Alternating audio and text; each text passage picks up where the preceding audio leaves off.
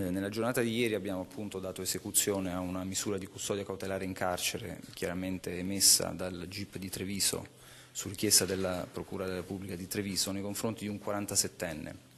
E lo stesso è ritenuto responsabile, almeno sulla base degli elementi indiziari fin qui raccolti, di aver trasportato in luogo pubblico e collocato nei pressi dell'Istituto Marcantonio Flaminio di Vittorio Veneto nella notte tra il 2 e il 3 giugno scorsi un ordigno esplosivo che ha provocato appunto gravi danneggiamenti alla struttura. Sarebbe di un 47enne di Carpesica di Vittorio Veneto la mano che ha innescato l'esplosione in pieno centro a Vittorio Veneto.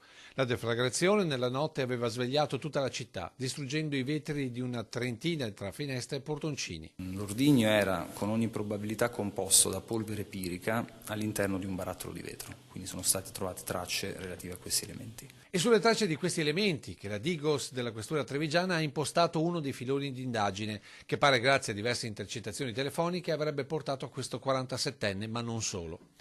Infatti il materiale ritenuto interessante dagli investigatori sarebbe stato rinvenuto in un capannone di proprietà di un quarantenne che avrebbe aiutato il 47enne nell'attentato alla scuola.